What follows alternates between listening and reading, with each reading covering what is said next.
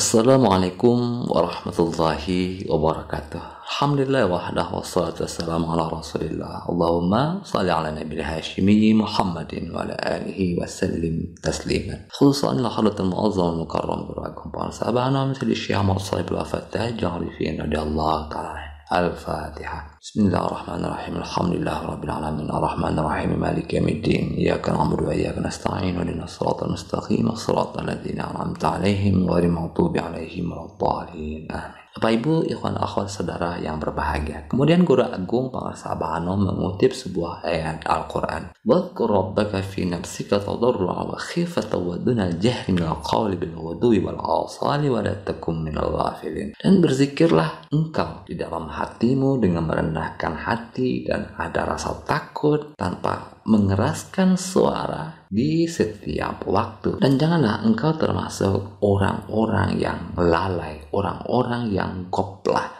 Bapak Ibu sekalian, secara tekstual, secara redaksional, ayat ini wadhkur rabbaka fi nafsika, sebutlah nama Tuhanmu di dalam hatimu. Ini merupakan ayat tentang zikir hobi ya Bapak Ibu sekalian. Menariknya, perintah zikir hobi di dalam ayat ini ditutup dengan kalimat wala takun minal ghafilin. Dan janganlah kalian termasuk orang yang lalai, orang yang goplah. Bila demikian, berdasarkan ayat ini, ada korelasi yang sangat kuat antara zikir hobi dan goplah. Kenapa demikian? Karena memang zikir hobi atau kadang disebut zikir tawajuh atau zikir tafakur, ini merupakan alat yang paling hebat untuk menyikapi, membereskan, dan melumpuhkan makhluk yang namanya goplah itu. Apa itu goplah? Goplah adalah penyimpangan pikiran. Goplah bila pikiran kita kemana-mana, kita tidak mampu menyadari kekinian. Jadi goplah itu batin tidak mampu mengingat, mengetahui, atau menyadari kekinian. Batinnya ngablung, ngacaprak, ngaler ngidul, ke timur, ke barat, ke masa lalu, ke masa depan.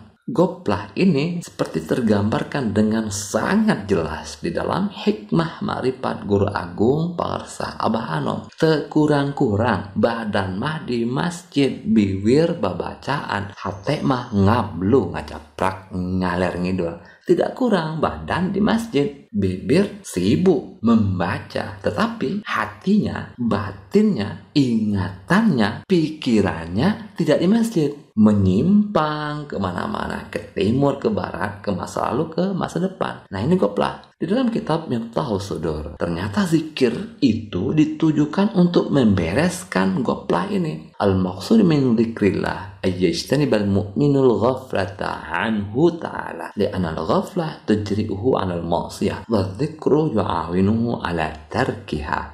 Tujuan zikir kepada Allah itu adalah agar seorang mukmin terhindarkan dari goplah akan Allah. Karena goplah itu akan menggiringnya pada maksiat, sedang zikir membantunya untuk meninggalkan maksiat. Jadi maksiat itu karena goplah batin itu. Semua kejelekan, semua keburukan, semua kemaksiatan, semua keingkaran, semua yang negatif, nah semuanya itu bersumber dari batin kita sendiri, yaitu batin yang goplah, batin yang mudah ngablu, ngacaprak, ngalir ngidul itu, batin yang tidak diam di kekiniannya, batin yang menyimpang dari kekiniannya. Jadi kalau di masjid, seperti hikmah Pangarsa Abah Anom tadi, badannya di masjid, batinnya entah ke mana-mana, ngoblu, ngacaprak, ngalir ngidul, menyimpang dari kekiniannya, kabur dari kekiniannya. Jadi Bapak Ibu bisa dipahami ya, kalau sekarang ini ada yang jelek-jelek mendekati kita, yang buruk-buruk menghampiri kita, yang susah-susah, yang gelisah-gelisah, yang membuat kita marah, yang negatif-negatif, maka semua itu disebabkan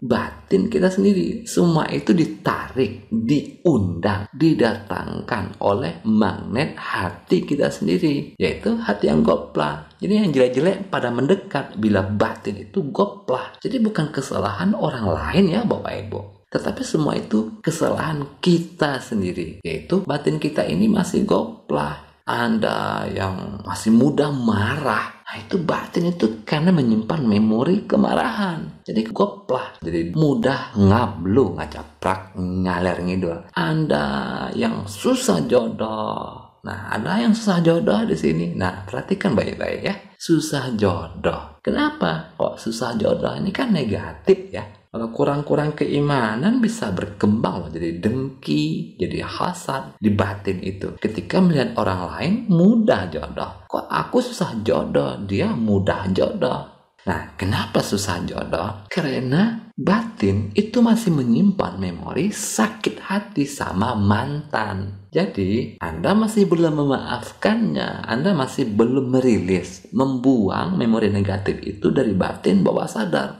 Ya mungkin Anda melupakannya. Ya Anda di Jakarta pindah ke Tasikmalaya, Anda bisa lupa dengan mantan yang menyakiti hati Anda itu. Tetapi memorinya tidak hilang. Memorinya tetap Anda endapkan di batin bawah sadar. Anda masih belum memaafkan dia. Kalau ingat dia, terkenang dia, sakit hati. Nah, kita periksa batin kita di dalam duduk berzikir kepada Allah. Maka nanti kan banyak muncul memori-memori. Nah, coba perhatikan, ada tidak memori mantan yang muncul di langit pikiran ketika zikir itu? Kalau Anda masalahnya susah jodoh, pasti muncul memori mantan. Pasti muncul. Nah, jadi Anda duduk berzikir atau tawajud, kan kita berusaha fokus pada zikir ya Bapak Ibu sekalian. Tahu-tahu memori mantan muncul, batin pun melekat pada memori itu. Dan kemudian batin jadi gelisah, marah, batin jadi goplah. Karena batin masih belum memaafkan. Batin itu masih sakit hati, terkenang mantan, batin masih terluka. Nah, karena ada memori negatif di batin, kan waktu zikir pikiran jadi bercabang-cabang ya. Jadi susah fokus. Batin jadi goplah. Batin menyimpang melulu. Terlebih bila memori mantan tadi memori dominan. Maka nanti setiap zikir, memori mantan itu akan muncul terus. Hari ini zikir, memori itu muncul. Besok zikir lagi, memori itu muncul lagi. Memori negatif ini kan memori yang menggelisahkan ya. Maka karena memori negatif ini, wah zikir jadi gelisah, jadi tidak nyaman. Zikir itu seakan-akan seperti bertempur. Jadi selesai zikir, keluar keringat dingin, kepala pusing. Jadi zikir sangat melelahkan. Lama-kelamaan Anda bisa semakin malas berzikir. Kenapa? Karena setiap zikir batin bukannya tenang, batin justru makin gelisah. Batin jadi goplah karena terus-menerus diganggu oleh memori negatif dominan itu. Memori mantan tadi itu misalnya. Nah, karena Anda masih menyimpan memori sakit hati itu di dalam hati Anda, dan karena hati itu bagaikan magnet, maka hati itu pun menarik sakit hati itu. Dan karena itulah susah jodoh. Nah, memori-memori negatif ini kan akan menyebarkan aura negatif ke sekeliling. Aura negatif inilah yang menyebabkan lawan jenis itu nggak betah lama-lama dekat Anda. Bawaannya pengen pergi aja, pengen kabur aja, panas kalau dekat Anda itu. Karena ada memori negatif kebencian kepada lawan jenis di masa lalu, sama mantan. Nah, susah jodoh jadinya. Jadi susah jodoh bukan kesalahan orang lain, tapi karena kesalahan diri kita sendiri. Kita belum memaafkan mantan dari masa lalu. Kita masih menyimpan sakit hati pada mantan dari masa lalu. Kita belum merilis dan membuang memori negatifnya. Mungkin kita melupakannya, tetapi memori negatifnya tetap kita endapkan, kita simpan di gudang hati bawah sadar kita. Karena itu Bapak Ibu sekalian, kita harus bisa mengendalikan batin agar tidak goplah. Caranya pertama sekali ya kita harus memaafkan orang lain yang telah menyakiti kita, memaafkan diri kita sendiri. Kalau kita tidak mau memaafkan, tidak mau merilis, tidak ada niat untuk memaafkan, ya kita bukan mengendalikan batin, justru kita yang dikendalikan oleh batin yang goplah itu. Karena itu apabila kita sudah ada niat untuk memaafkan, tetapi secara intelektual kita susah untuk memaafkan, maka pendekatannya spiritual. Kita harus menjemput alat-alat spiritual untuk membersihkan batin kita itu secara digital dan otomatis. Apa alatnya? Yaitu zikir kepada Allah, zikir jahar dan zikir hobi. Maka dengan zikir jahar dan zikir hobi itulah kita melatih batin kita, membina ingatan kita, mengendalikan pikiran kita yang lalai dan goplah ini. Karena itu kalau kita sudah mendapatkan alatnya, ya kita harus banyak-banyak berzikir untuk membersihkan dan membina batin, mengulang-ulangnya. Di mana ada kesempatan, kita gunakan kesempatan itu untuk mengulang-ulang zikir, untuk menguatkan batin kita dengan zikir kepada Allah.